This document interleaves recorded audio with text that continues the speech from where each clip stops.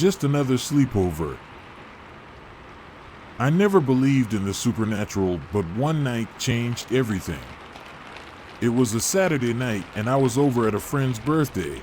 He just turned 15, and there were some guests besides me: Dale, Joshua, Walter, Tyreek, and Nick.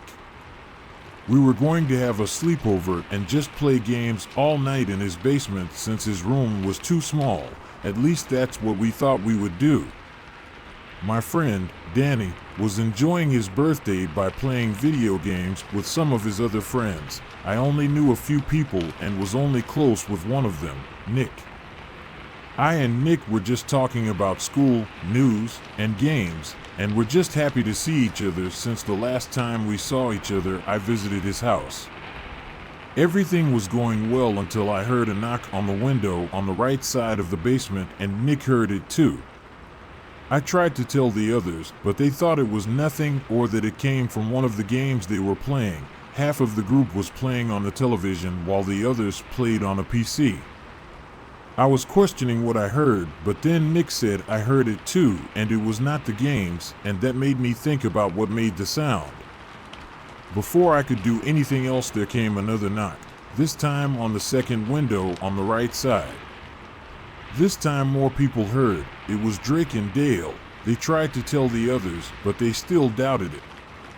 Suddenly another knock happened, this time on the left side of the basement, and everyone heard it this time.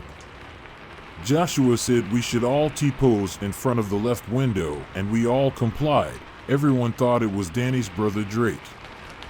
Danny said he was going to check if his brother was upstairs with his parents, and we just stayed there flashing our phones at the window with light and screaming at it. Some people even continued to T-pose. While everyone joked, I noticed there was only one window left to knock, and it was the one on the front wall. I even pointed at it and said, "That's the next one." Then, Danny came downstairs with his brother and said Drake was eating with my parents. At that moment, Nick looked at me with an expression that said, "We're screwed." After everyone finishes joking and freaking out, the window breaks and a rock hit the floor. Everyone started running upstairs and told Danny's parents. Me, Danny, Tyreek, Drake, and Nick rush outside while Dale watches, and Walter and Joshua explain the situation to Danny's parents. We saw the culprit. It looked like a man with long hair and ran towards him. Danny and Tyreek were the first ones to see and run after him. I outran Danny, Tyreek, and Nick caught up to me, but by that time we lost the culprit to the darkness. Daly, who was walking behind us, found Drake hiding behind a car next to the culprit. It wasn't a man, it was a girl named Mia who was not much older than Drake. We are all angry and annoyed while Nick is relieved. Nick is scared of the idea of there being a murderer. We questioned Mia about why she broke the window, and she said she knocked on the windows, but said she never broke one. She didn't even go near the front window.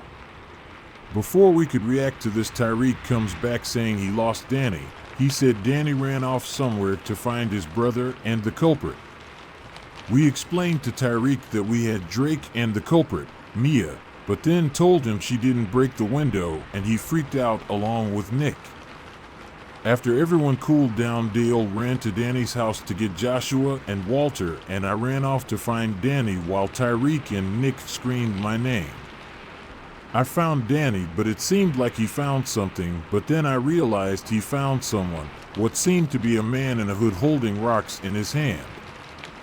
Danny told me not to do anything, and we just watched the man for at least 5 minutes until Nick found us and yelled at us, giving us away to the man. As soon as the man turned around to see us, we realized that was no man. That thing was some sort of humanoid with white eye and a smile that was so stretched out it seemed as if its lips were cut wider. The creature, that monster, seemed to be the average human height, but then it stretched out and became taller than me. I was the second tallest kid in the group, right behind Joshua. It dropped the rocks and started to crawl after us. We didn't react at first since we were either paralyzed or shocked, but after a moment we started to run as fast as we could. We find everyone outside and we tell them to run inside the house, but everyone was arguing with Mia and she just screamed at us, calling us nerds, geeks, and boring. She explained that all she wanted was to be playing games with us and was bored just watching us from the window. Before we say anything to her, the hooded man came bursting through a fence and everyone started screaming, yelling, and running. We make it to the house and we explain to Danny's parents what happened. They said it could be someone pulling a prank, but they still called the police because of the broken window. Mia was freaked out and called her parents. They told her to stay and they would pick her up once they came back as soon as they could. Mia said her house wasn't far and that she could make. We told her that it was a bad idea, but she said that it was safer than staying around. She ran off before we could stop her. Cops came and questioned us. We told them everything except the part about the hooded man being some form of monster, since they would just think we were crazy. They searched the area but found no one around the area and told us if anyone was around they probably left. However, they were nice enough to parole the area all night. Danny and Drake have been too scared to leave their house ever since the incident. I haven't heard from the others except Nick for at least a month. Nick and I still talk, but not about the incident. Mia was reported missing on Sunday morning. We have our theories about what happened that night. She was killed, kidnapped, or eaten. The last time I talked to Joshua, he even proposed that Mia was working with that thing. I don't believe that, but at this point, I'm starting to believe anything. Either way, that's the story I wanted to share. I'm afraid the hooded man will show up somewhere again, but I just got a message from Danny. He saw Mia outside his window with the hooded man.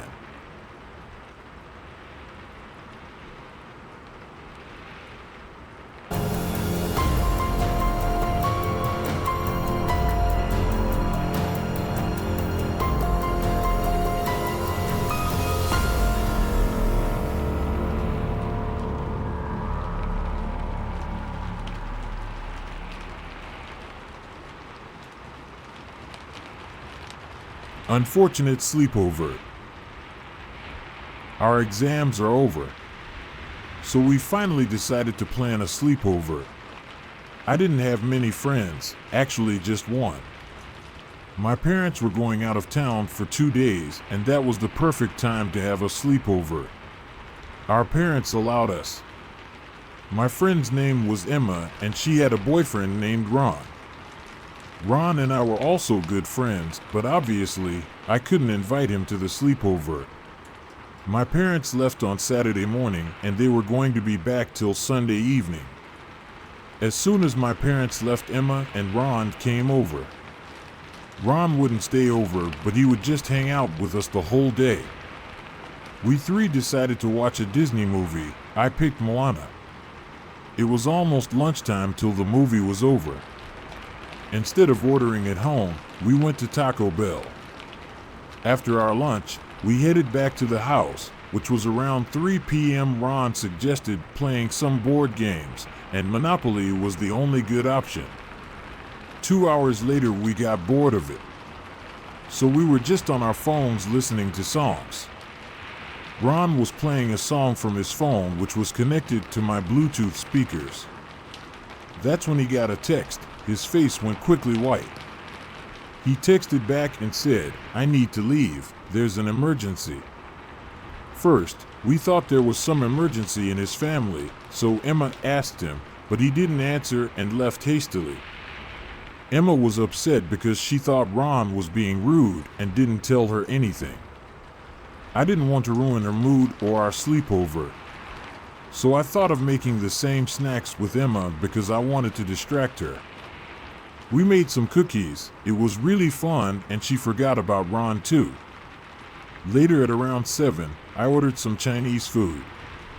We watched a suspense movie while having our dinner. Dinner was over, and we finished the movie around 9 p.m. and cleaned up. Emma and I went to my bedroom. We were just chilling, listening to songs, talking about school and everything. We didn't want to have a specific time to sleep, so we just waited to pass out. At 10 p.m. Emma got a text from Ron saying, "You need to come with me. I am coming to pick you up." We both were confused by his behavior. Emma even texted him back asking why, but got no reply. As we were figuring out what to do, I heard a car pull up in my driveway. It was Ron. Emma and I went downstairs, and she even insisted on talking to him first. They were in my driveway, so I could barely hear what they were saying. Then Emma got into his car and left. She didn't say anything to me. This made me feel so weird and upset about the whole situation. I texted her the whole night but got no reply. I was so worried about her that I didn't even get any sleep that night. I wasn't going to leave my house to look for her because that wasn't safe. I laid in my bed the whole night wondering what happened to her, where Ron had taken her, and whether they are both safe. The next morning, the first thing I did was go to Emma's house to check if she returned. I didn't even change my clothes as I was too worried about her. When I reached her place, I came to know that she didn't return home. At this point, I started crying and told her parents everything that happened yesterday. Her parents immediately informed the police and even called up Ron and my parents. The police started their search after I told them all about yesterday. I waited at Emma's house till my parents came back home. When they did, they picked me up from her place. I got very anxious at this point. Even that night, I hardly could get any sleep. But I fell asleep because of the long day I had. The next day, I was woken up early morning around 7 a.m. by my parents. They told me we got in the car. I asked them what was wrong. They said, "We got a call from Emma's parents this morning. They said the police found Emma's and Ron's bodies." At this, I couldn't control myself and started crying. We were driving for 30 minutes. The place seemed far. We reached the lake and I could see Emma in a body bag. This was such a horrifying sight. But that seemed off was that her face was in total shock, like she saw something terrifying before dying. Also, I couldn't find Ron's body anywhere. I asked an officer and he told me that they found his body at a different location. We drove there next. I got out of the car to get a closer look and he had the same terrified expression on his face. This scared me. I went home. I was so miserable that I locked myself in my room the whole day. I wasn't ready to accept both of them were dead. In the evening, my parents came to talk to me. They told me that Ron died in a car accident and Emma had drowned. Also, Ron died a lot before Emma. She died around 11 p.m. and Ron died around 7 p.m. on Saturday night. The police didn't find their phones with them and they weren't even able to track them.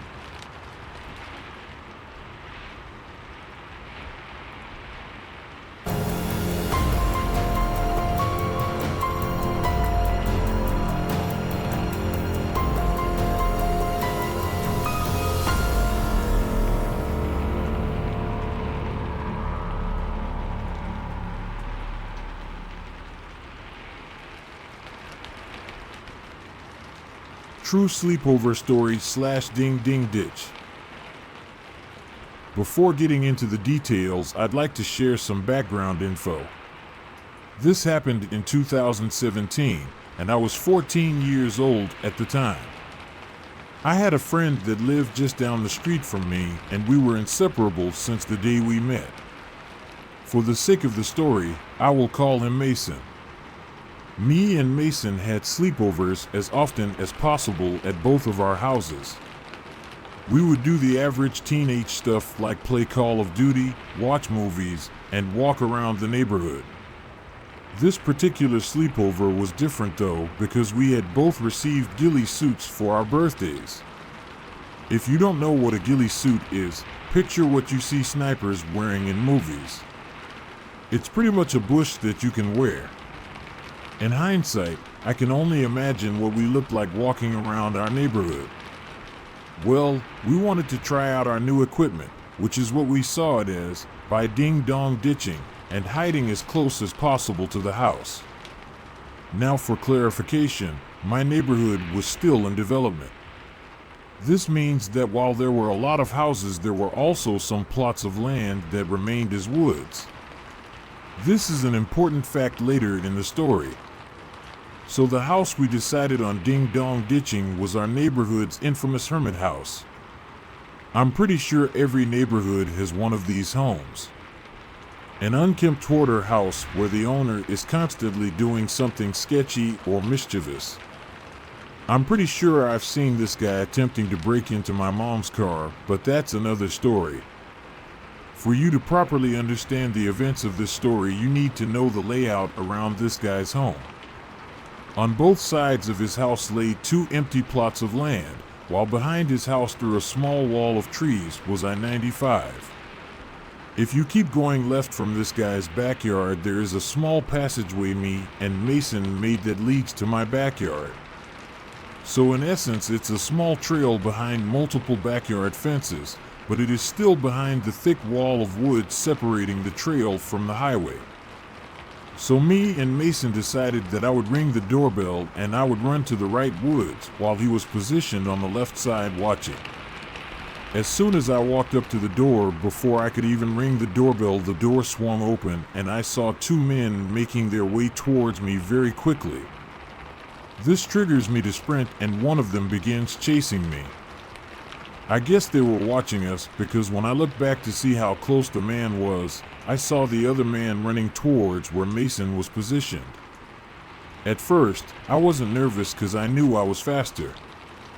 That changed when I saw the man who was chasing Mason ahead of me. Mason unintentionally led the man into the trail from the left side of the property. This trapped me between 2 men on a narrow trail. Thinking quickly, I jumped the fence into the 2 men's backyard.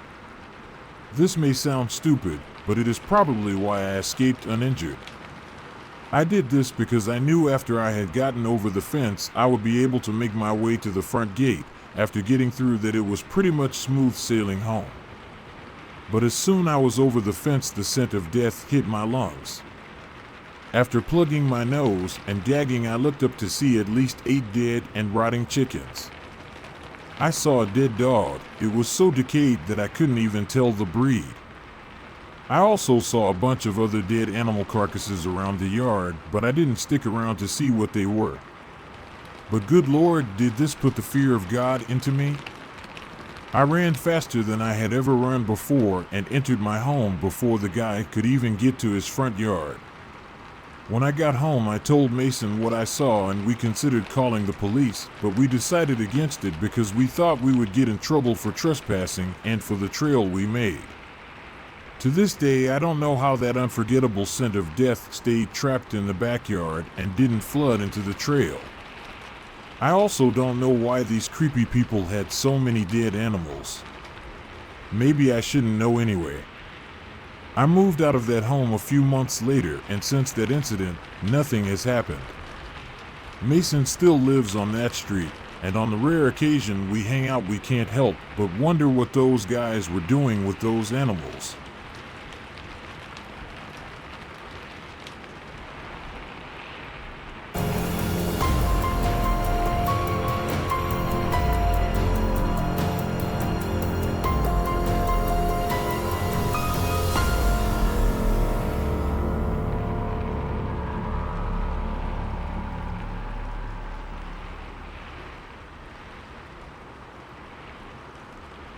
Midnight Stroll Sleepover. So let me give y'all some backstory. I'm a 15-year-old boy, and when I moved to middle school, I lost a couple of friends. One was my childhood best friend. We had a falling out because he was an annoying kid and a year younger than me. But when I got to high school, it had been a few years since I saw him, and we had some mutual friends, and we got back in touch. Turns out we had lots in common, so we started hanging out again. We planned a sleepover and we did the usual, watch YouTube and catch up. We got done watching a Try Guys episode about them tasting different sodas and ranking them. And since we had a Circle K right down the street, we decided to go down there to get some sodas and snacks. There was some debate because there was a state curfew with the pandemic on the rise, but we ended up going. I started a live video for some reason to document the adventure, and our mutual friend joined. Throughout the way, he said that it wasn't smart for us to go out that late and that the employees would call the police if we entered because we were underage. So we stopped, discussed it, and decided to go back home. And when we got back, I said fuck it and figured the employee was probably laid it back and would just brush it off. So we walked back ignoring our friend. And don't get me wrong, it was pretty scary seeing a busy street during the day empty with just a few cars going by. And when one would pass us to go into the neighborhood or apartments, I would act big and tough. When we finally got there, it turned out the store was on its break and locked up, but the lights were still on and it would be open in 30 minutes. We didn't want to wait that long, so we started to walk back home. Now this is where shit goes down. So our neighborhood has a few entrances, but to use the two primary entrances you had to pass the entrance to the apartments. The thing about the apartment entrance was that it was a side entrance. It had a block in the middle giving leeway for an easy U-turn or allowing exit to different directions, one to the neighborhoods or the main street. We were just leaving the closed store when we saw a car driving slower and slower right by us. It pulled into the apartment U-turn area and stopped blocking us from getting back home. I didn't know what to do when all of a sudden the blinders started flashing. We were so scared. Thankfully, my friend had the brilliant idea of going back to the store and banging on the door. So he pulled me and we turned and started walking. The car now pulled out of the place fast and pulled into the Circle K parking lot. I thought it was all over, and then my friend pulled my sweatshirt and screamed run. And so I did. When I looked back, it was pulling out of the parking lot in the opposite direction, which made us slow down a bit, but there was an entrance to our neighborhood in that direction. So we didn't stop running or jogging. When we got home, we were in shock and fear, and we watched YouTube the rest of the night, barely sleeping because of the fear. It's been months since that, but every time I think about it, I get chills because I don't know what that guy's intentions were. Why did he flash his blinders? What if he didn't go in the opposite direction? Where would I be now? Dead? I just know now, don't leave your house at midnight for a fucking soda. TLDR, walked with a friend to a local gas station at midnight. It was closed, so walked back halfway home when a sketchy car blocked us and flashed its car lights. We ended up losing him by running back to the gas station, and when he followed, ran home.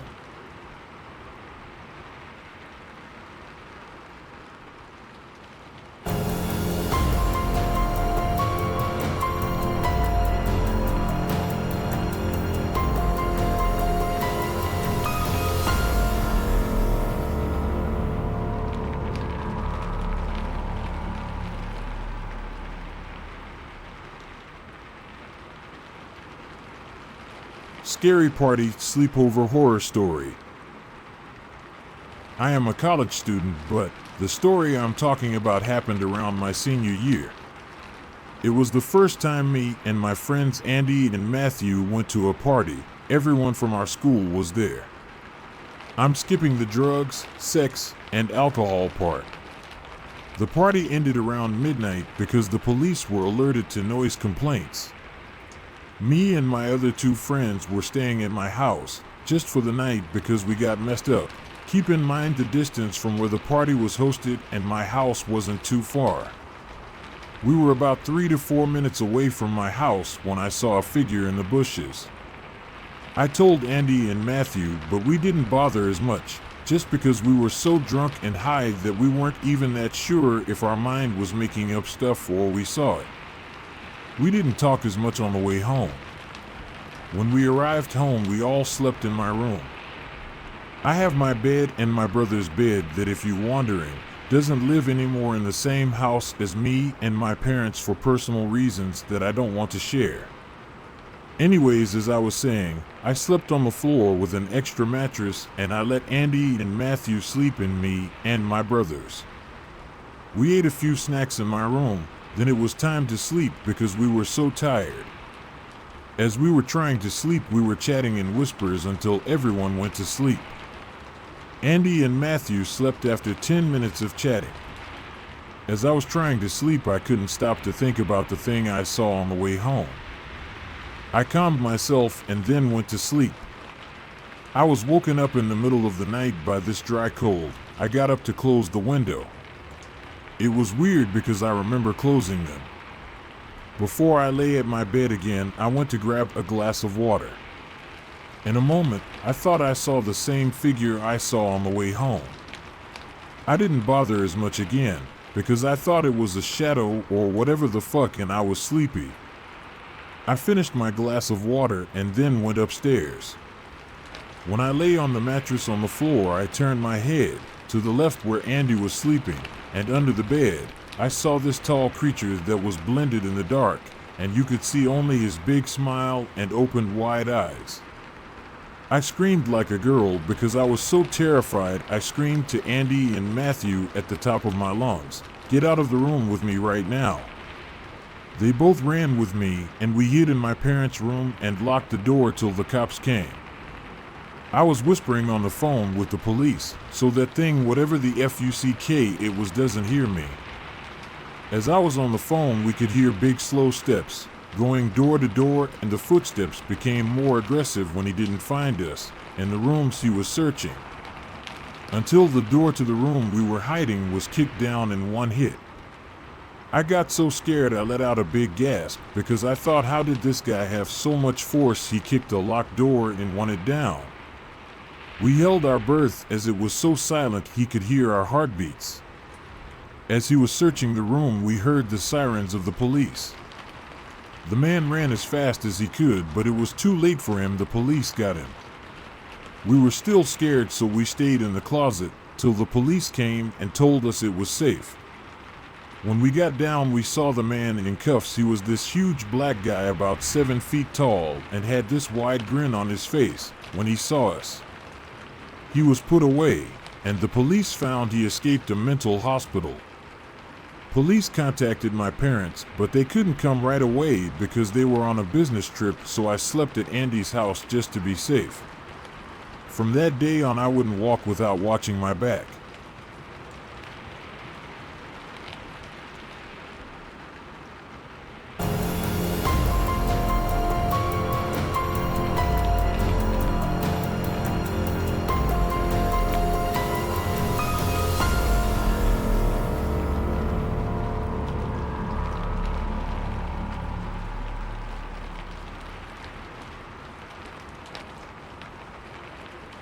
My cousin's sleepover. This is a completely true story. A few months ago, I went over to my cousin's apartment for a sleepover. We live in New York, so I took the subway. When I made it to her apartment, we did the cliche girly sleepover things you see on TV shows. Note, I am still in high school while she is a freshman in college. We are not only cousins, but best friends too. Asterisk, we started with sheet face masks while watching some K-dramas and eating ramen. We wanted to start baking, so my cousin looked up a recipe on Pinterest. I cleaned up the bowls and we took off our sheet face masks. The night was going as planned. We both were having a lot of fun. I put on some Lizzo and Mamamoo, a girl K-pop group. If you're wondering, we are Korean. We both speak Korean and are from Korea, but our family moved when we were young. Since we both go to bed pretty early, usually 10 p.m., we were getting tired real quickly. We cleaned up, had a cookie, then put them in plastic baggies to give to our friends. Both of us were lying in her bed, and that's when we heard a funny clicking noise. We are both scared people, and whenever we even hear a scary noise or story, we freak out. You can imagine how we felt when we heard the clicking noise. We decided to muster up the courage to go check the kitchen, which is where the clicking was coming from. We both are tiny little Asian girls. My cousin is 5 feet 2 inches while I'm 4 feet 10 inches. On top of that, we don't weigh much either, and both of us are incredibly weak. You can literally throw us across the room. That made us even more scared that we could barely defend ourselves. When we peeked into the kitchen, there was a tall man going through my cousin's fridge. He was very pale and had barely any clothes on, but he had a lot of hair. He was very, very hairy. My cousin sneezed and all hell broke loose. The man looked me straight in the eye and ran towards us. We got the hell out of there and ran down the stairs while calling 911. The man stopped following us when we got out of the apartment. Well, at least that is what my cousin says. I wasn't even looking back. I just wanted to get the hell out of there. When the police investigated, they said that there was no trace of the man and the fridge was open and things were taken out of it, but no fingerprint. We were so scared, we went to spend the night at my house.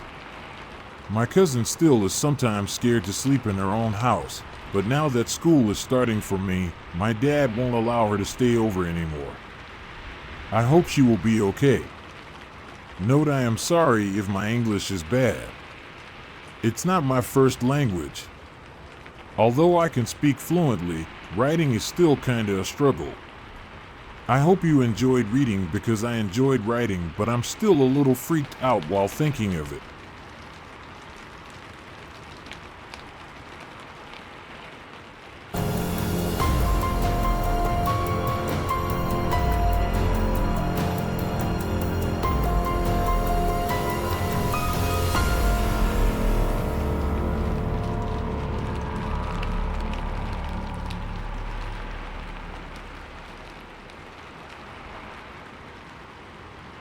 The scariest sleepover. This is my first post, but it is 100% true. A little bit of backstory. I was around 10 when this happened and I invited 2 friends, let's call them Ellie and Tina, to a sleepover at my house. I live next to a train track and opposite a level crossing.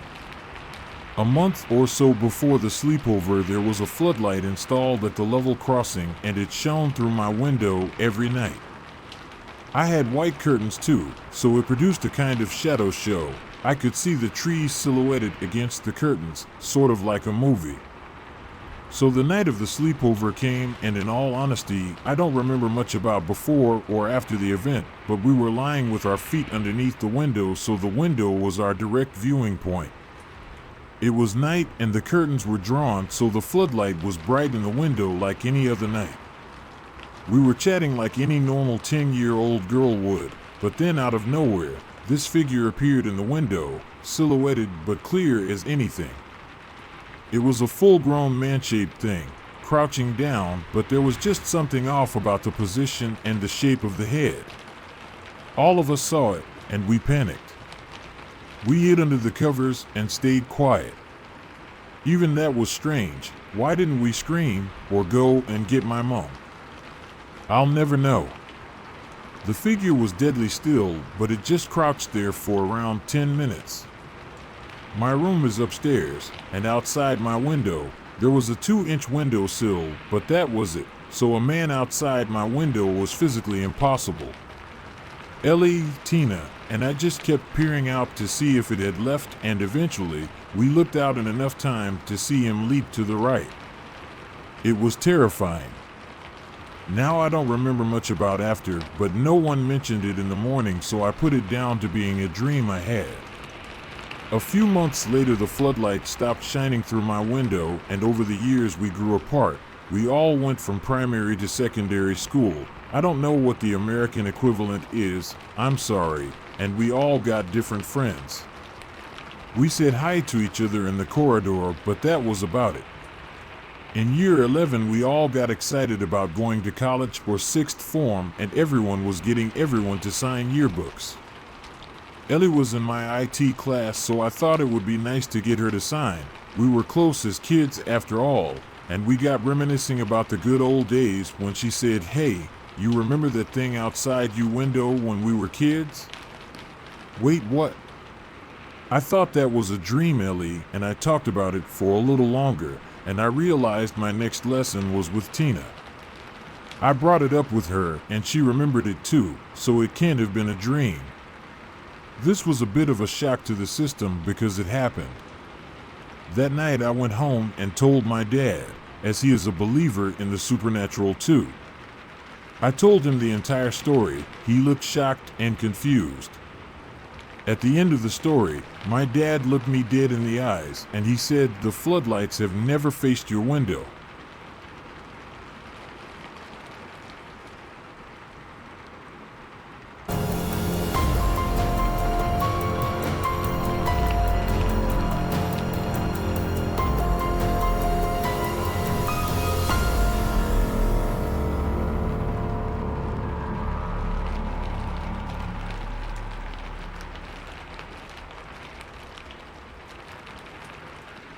Something happened during my sleepover. So, this all started about a year ago. I used to live in South Africa with my brother and my parents, but my dad got a new job offer which required us to move to Dubai. We had moved in and settled nicely, but everything became different after one night. I was having a sleepover with my friend, let's call her Kate. Kate and I were sitting on my bed and reading fanfics. It was about 3 a.m. and my parents and brother were sleeping. Kate and I were making jokes about how my house was haunted, and we also downloaded a few ghost hunting apps. Of course, though, they didn't work. So we were sitting on my bed under the bedsheets reading the fanfics. I have a helper/nanny who babysits and cleans our house. She has to live with us because she lived in the Philippines before. Her bedroom was downstairs and mine was on the second floor. Kate and I were each reading separate fanfics, so we were dead silent while we read to ourselves. There was a sudden bang on my bedroom door which made Kate and I jump. Kate got freaked and she ran into my bathroom. I stayed on my bed and waited.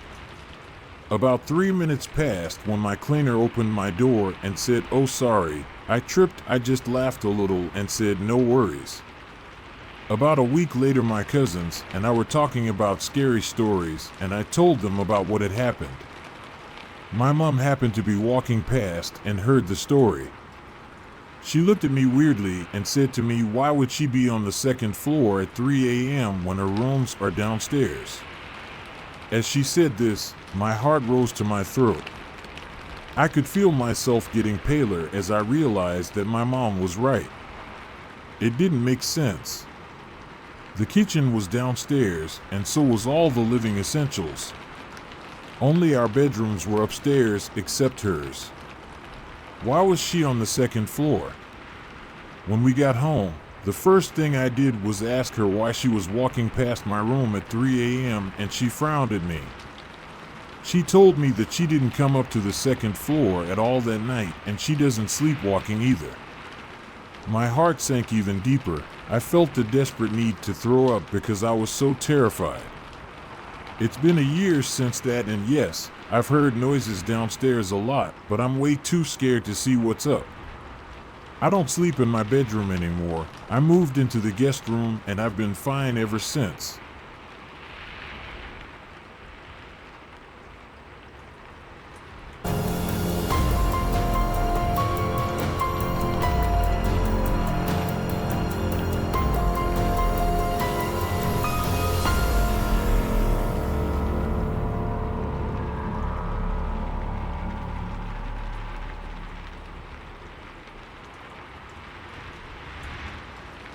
House broken into during sleepover.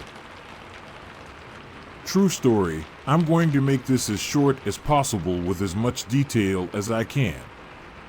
This was 6 years ago with two of my friends while we were sleeping over at our buddy's house. We would usually stay over at this kid's house every night during the summer, and this one night we stayed over. We were in the basement hanging out playing Pong, playing Xbox, just the usual stuff. Nobody is home other than his grandma, who has dementia and is physically handicapped. So out of nowhere, we hear the door swing open and close after 15 seconds. We assumed it was my friend's older sister who was out that night and thought she probably just got home. About 50 minutes later, we hear the house phone ring. We start to freak out because nobody ever calls his house phone, and it's also midnight. My one friend answers the phone, and it's the police on the other end asking for his dad. His dad wasn't home, so the operator on the phone told us to go outside to see if a certain car was in the driveway. All three of us go outside and see no car, but a random bike in the spot where his car should have been. The door we heard open and close earlier was a burglar who came and stole the car keys and came to the house on a stolen bike. We ran upstairs and hid in his room out of fear. The reason the police called us was because the man who stole the car crashed it into a telephone pole 2 towns over and discovered it was a stolen vehicle. But this part is the only thing that was never resolved. After all that happened, it was impossible to sleep, so around 5 a.m. we heard knocking on my friend's bedroom door. But nobody was home other than his grandma, who physically could not walk upstairs. It was just me and my one friend who was awake during this. We woke up our friend hoping he knew who it was since it was his house. He woke up and started freaking out just like us. The knocking stopped after about 45 seconds. Still to this day, never figured out who was knocking on the door. Sorry if there's a lot of grammatical errors. If you have questions, just ask in the comments. I would be happy to answer them.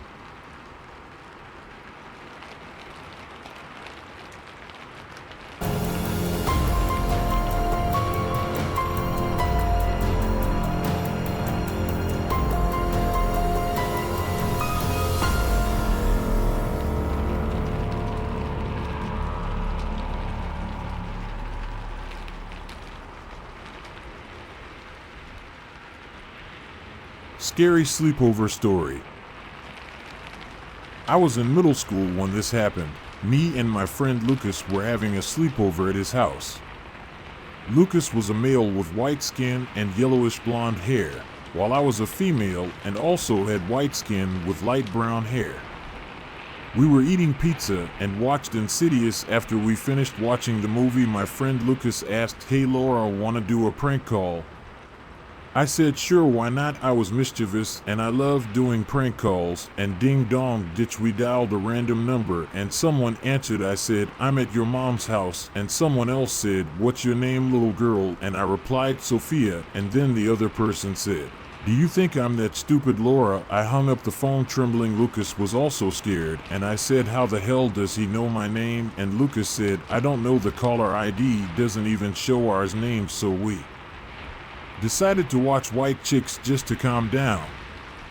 After about 10 minutes of watching the movie, we heard the sound of glass breaking and we saw someone coming in, so we turned off the lights and the movie, and we grabbed our phones and quietly went to the backyard and called the police and our parents. They then said that they were on their way, but then the figure emerged from a bush and pushed Lucas into the pool and started drowning him. The guy was a skinny man with dark circles under his eyes and wore a black hoodie and black pants.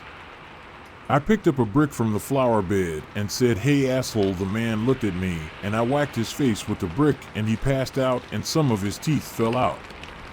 I helped Lucas get out of the pool. I realized that he wasn't breathing, so I began doing CPR and he finally woke up and started breathing, and we gave each other the biggest hug ever. I also saw that Lucas had cuts on his arms and he said, "Oh my God, Laura, your leg." I looked and there was a big cut on my leg and it was bleeding because as I approached the man before I hit him with a brick, he cut my leg and then I hit him. I ignored the pain and focused on hitting the man and saving Lucas. The police arrived and took the man to jail and called an ambulance because of our wounds. It's been 3 years since that incident, and me and Lucas stopped doing prank calls after that. I also wonder what would have happened if I wasn't fast enough to hit him with a brick.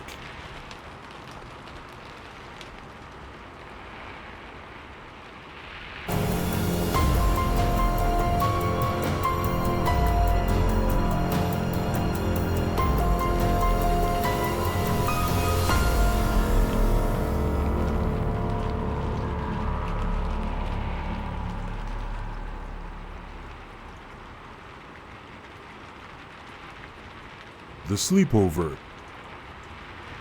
It was the year of 2012. I was at a sleepover at my friend's house. We all decided we would sleep in the garden tonight just for a laugh. There were 6 of us that night, but by the end, there was one. We packed our bags and went outside to put the tent up when one of our friends said they had forgotten something and they would be back soon.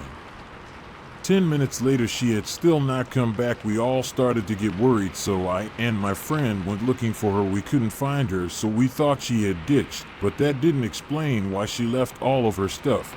We decided to leave it and headed back to the tents. When we got there, everyone was gone and the tents had tears and scratches in them. Me and my friend started to feel uneasy and worried. We heard a rustle in the bush and we sped around quickly, but the only thing we saw was a detached hand hanging off the bush. We ran inside the house, locking the door behind us. As we called the police, we heard a faint knocking on the back door. We didn't want to answer it, so we looked out the kitchen window and saw our friend crying and bleeding. We ran to the door and opened it. We went to grab her, but something got her first. It dragged her by the legs into the woods, leaving a trail of blood smeared along the floor. We slammed the door shut and continued to call the police. They said they would be here soon, but we knew that they weren't going to make it. We heard tapping on the window, so we looked out, and on the window, written in blood, it said, "You shouldn't have left." I ran upstairs, leaving my friend. I ran to the bathroom and threw up. All of a sudden, I heard a smash. I sprinted down the stairs and watched in horror as my friend's head rolled on the floor next to me, and through the smashed window a demented face appeared. I cried and ran out the front door into the neighbor's house. Pounding on the door, the neighbor opened it, and I leaped into her arms, closing and locking the door behind me. I told her everything, and I didn't calm down till I heard the sound of police sirens. I walked outside and I saw 3 police officers holding the man as he shouted, "I will come for you next." I knew he was mental. I told the police everything, and the next day there was a search party looking for the bodies, or what was left of them. They only found 3 bodies and the others were nowhere to be found to this day. I wonder and hope my friends got away.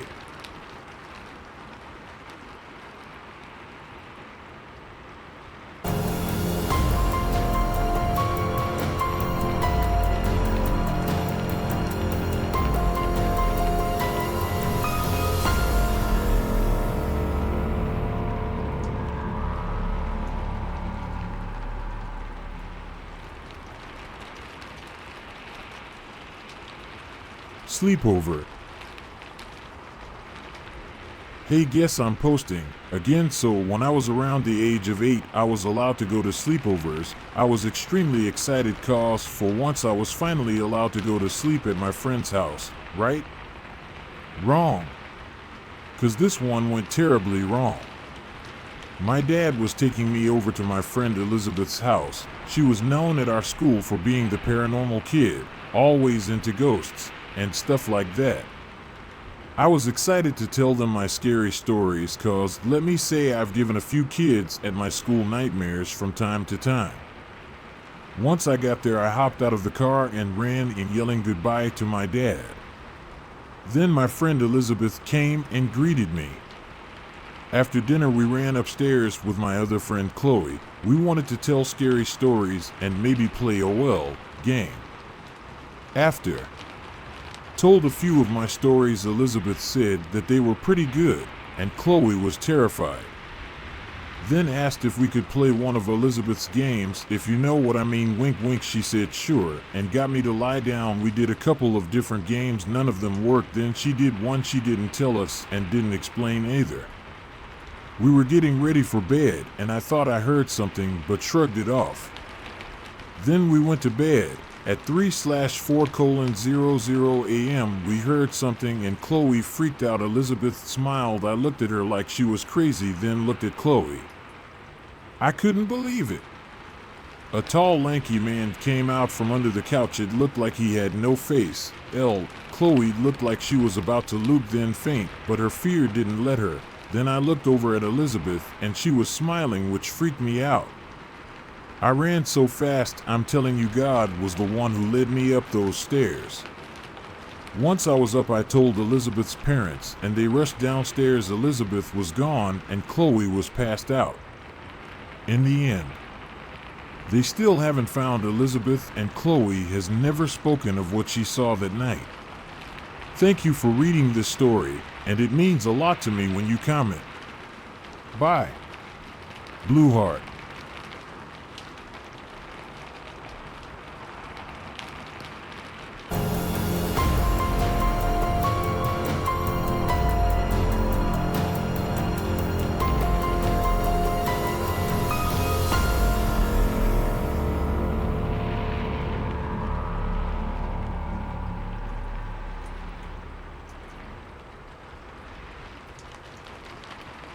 The Sleepover. A few years ago, two girls 3 years younger than me moved in across the street. They were twins.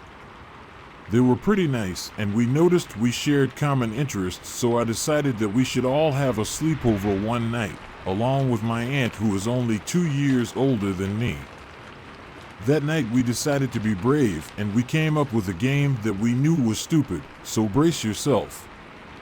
We decided to turn all the lights off in the house and run through it at midnight when everyone else was sleeping. We had secret clues you had to find to escape, and there was also a hunter who had a mask over their eyes so they could only go by what they heard. When we first started, everyone was really scared of the dark because it was pitch black outside and some of the windows did not have curtains, so anyone could have been looking in our windows. It was also like a week or two before Christmas, and we had this big Santa statue in our living room that was life-sized, and it was freaking us out. Anyway, enough background information, let's get into the story. We were playing the game, and I fell on the couch so hard I thought I had broke my butt bone. I was on the couch laying there about to cry. I did not want to lose, so I did not talk.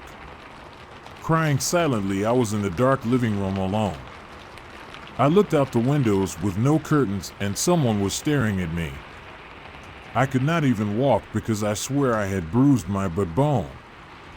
My friend walked into the room, started crying, and ran out looking at the window, knowing that it was not my imagination. I got off the couch and crawled to the room. Then my friends locked themselves in without me, leaving me out in the open, knowing that they weren't going to open the door. I ran into the bathroom and lay on the floor crying for 3 hours. Then my aunt, who was 2 years older than me, went out of the room hearing me crying on the floor and knocked on the bathroom door. I knew it was her because she said my name quietly. She got me, and we ran to the room and locked it. The girls had fallen asleep crying, and my aunt was watching them so that if anyone broke in, she would know. We stayed up the rest of the night, and we never heard from those girls again after they went home.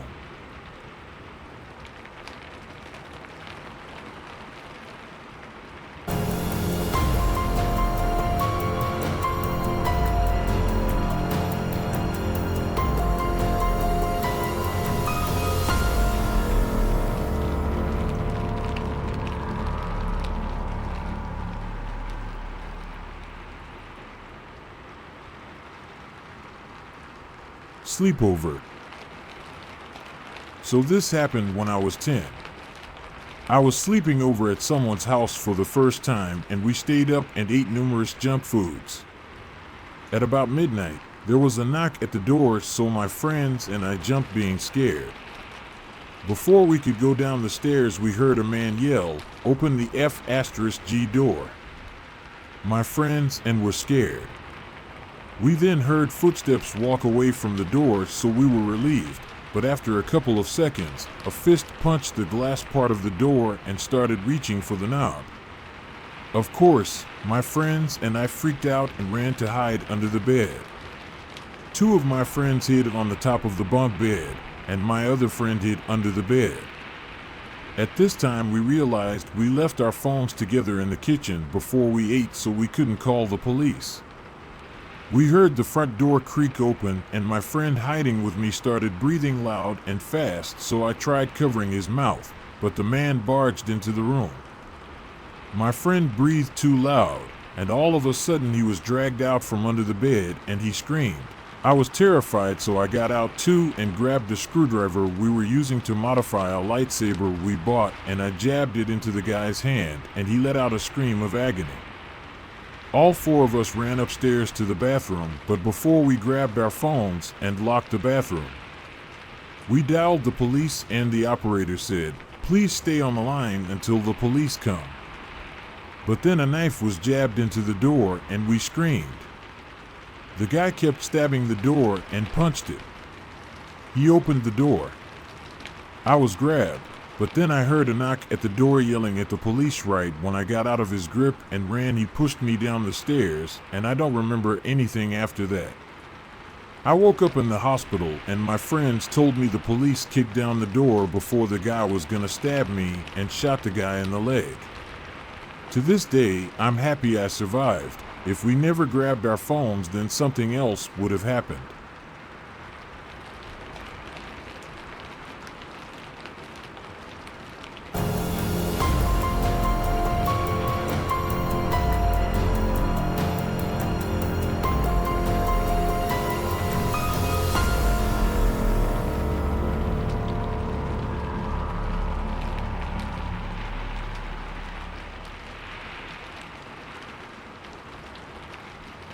School sleepover. So our school organizes sleepovers occasionally for grades above 6th. We haven't had one for a while because of COVID-19. It was our first sleepover at school and everyone was hyped up.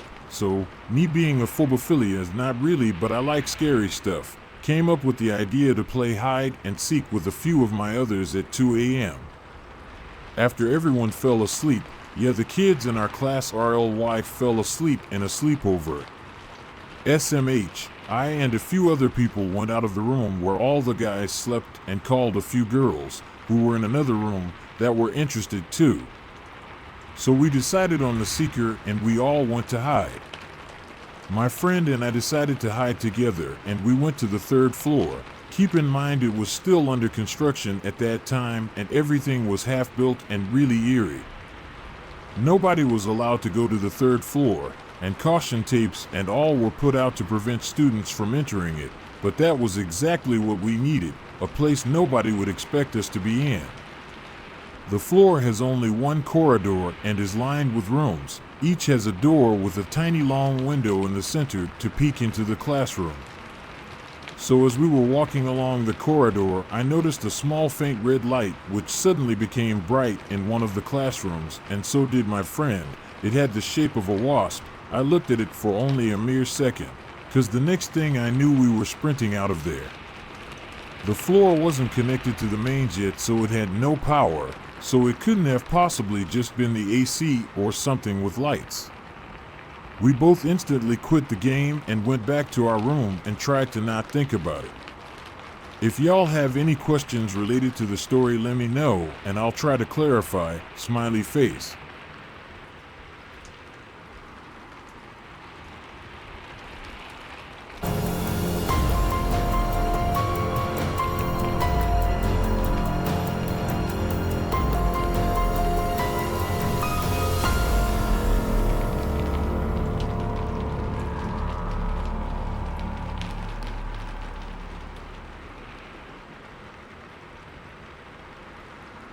Horror sleepover game.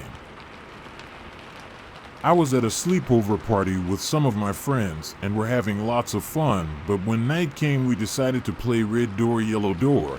For those who don't know what that is, practically one person lays on the floor with their head in someone else's lap with candles around. And the person who's played down needs to put their arms up while the person who's sat has to rub their head chanting red door, yellow door, any other cooler door, and when the person laying sees doors they put their arms down. Me and my friends played this, and after it was terror. While we were chilling, we swore we could see a shadow, which kind of scared us, but since we are dumb teenagers, we kept laughing until the lights went out randomly. There was no power cut and the electricity hadn't run out, it just turned off. My friend Mom came down and kept asking who turned it off, but we were all together, no one did. We then got ready to sleep and everyone got ready. We kept hearing noises, but nothing too crazy. But when it was time to sleep, everyone did, but I couldn't, mainly because everyone took over the mattress and sofa. I got stuck on the floor with no blanket or anything. And all night I felt like I was being watched and kept hearing noises. Eventually the morning came and it stopped, but it still scares me to this day.